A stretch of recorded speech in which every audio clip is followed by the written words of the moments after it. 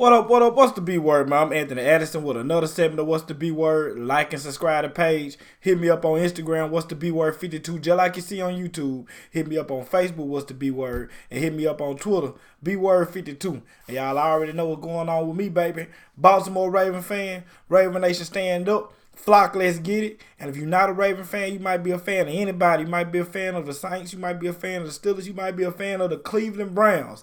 Hit the like button anyway. Hit the subscribe button anyway. Because we talk football, period, baby.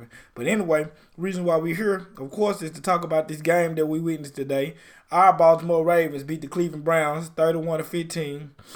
The good smell, the good taste the air of sweet victory. Sweet revenge, I mean. We got our revenge back. Went in their house and beat them like they beat us. And it felt good. It felt pretty doggone good. This game started off slow. It started off slow for us. And Cleveland was giving us a tough time at the start. Then, it ended up being 6-0. And Cleveland was doing a good job with LJ and doing a good job just period. But we made a couple of mistakes too. We fumbled the ball. We put the ball on the ground a couple of times, but we lost one fumble. Penalties, costly penalties. Even though that Jimmy Smith pass interference penalty was bull crap. That was bull crap. Marcus Peters holding penalty. I seen it. That was holding. But Jimmy Smith, that was not pass interference. The ball wasn't catchable or nothing. So, but they don't overturn pass interference. So you knew we weren't gonna win it. So I don't even know why Harps threw the flag. But for the most part, it started off slow. That game was a slow start. Respectfully so. I mean, people was hitting the panic button and stuff like that. But what y'all gotta understand is this is a division rival that we was playing against. And when you play a division rival, they gonna play you tough, especially at the beginning, because they know y'all better. They know it's better than anybody. They know it's better than anybody. They play us twice a year. Everybody don't have that luxury of playing us twice a year like they do. So you knew they were gonna come out swinging. Plus, they still had playoff hopes because if they would have beat us, Pittsburgh, Tennessee lose out, and they win out, they still would have gotten to the playoffs. But they are out of playoff contention, and the dream season will have to live to fight another day.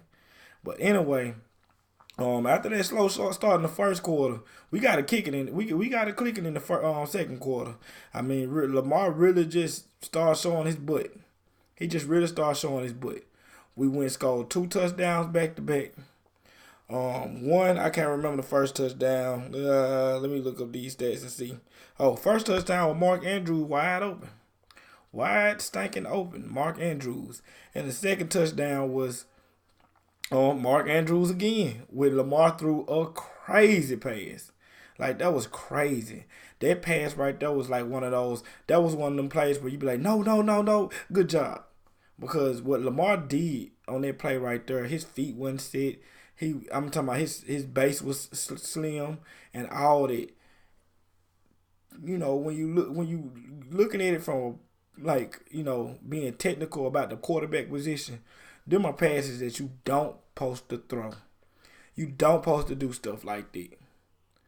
But Lamar got a live arm, and when you got a live arm, you can do stuff like that. You can get away with stuff like that. I would not want Lamar to do stuff like that, but we got away with it this time. For the most part, I don't want him to do that no more. It was an amazing play, but I would rather him not do that no more. Because a lot of times when you're throwing and you ain't got your feet set, and especially when you're throwing it deep, it don't end good a lot of times. But stat-wise, man, Lamar Jackson was 20 for 31, 238 yards, 3 touchdowns, no picks. That's our MVP. That's our quarterback, man. He playing out his body.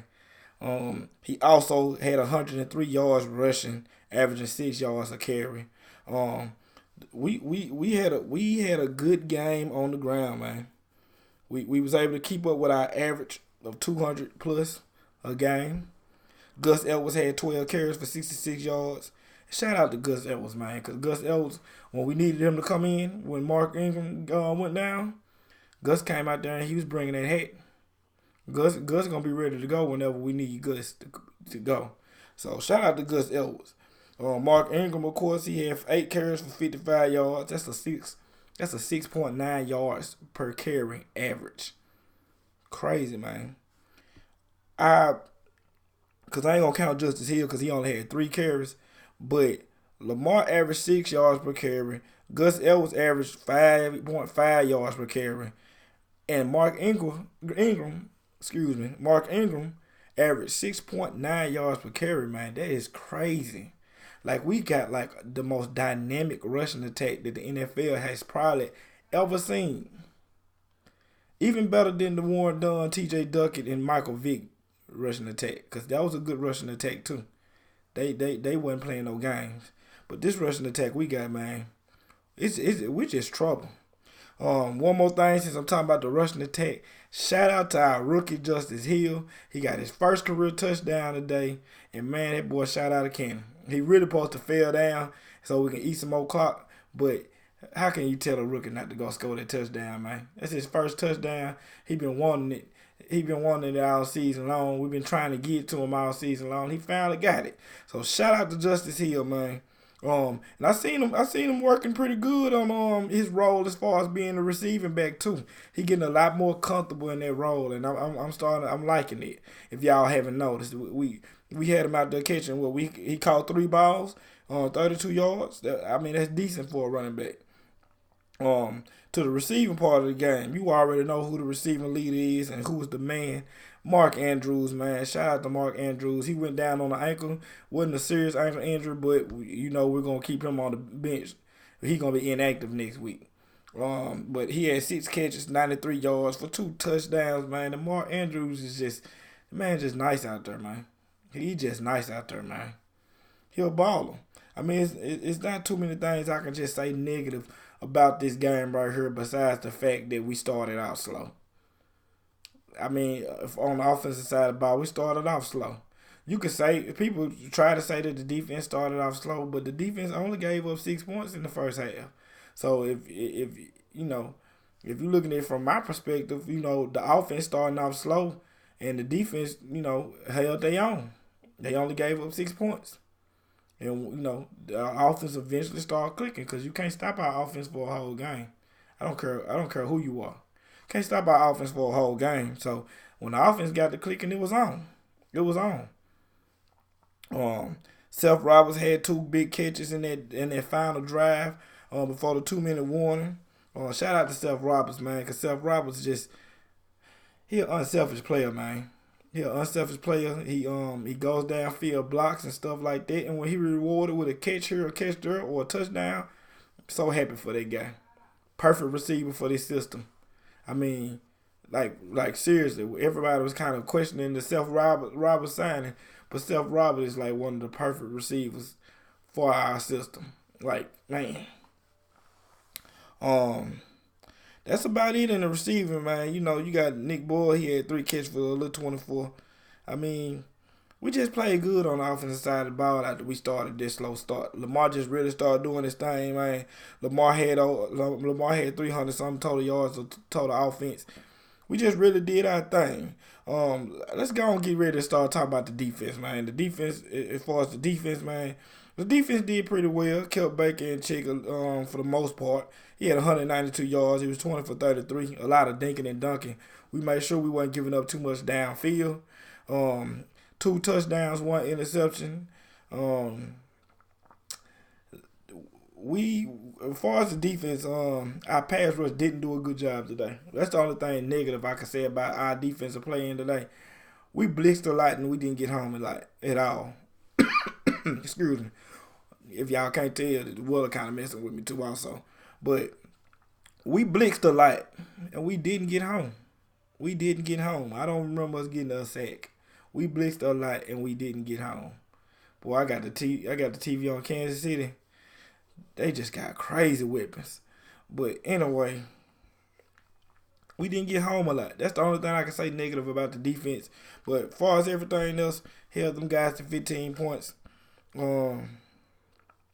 We just did a good job on D. Couple of bad penalties. But, man, look, we did our job, man. We didn't do what we did the last time we played them. Nick Chubb only had 45 yards. He averaged 3 yards per carry. They tried to bounce it outside, and we just did a good job on the outside. Josh Bynes and L.J. Fort did a good job, man. did a doggone good job. My men out there on the edge, they were setting the edge real good. We just did a good job on the defensive side of the ball, man. So you gotta be proud of it. Jarvis Landry, he had 7 catches for 74 yards, but you can only slow somebody down so much. You know what I'm saying? Because they got Odell too.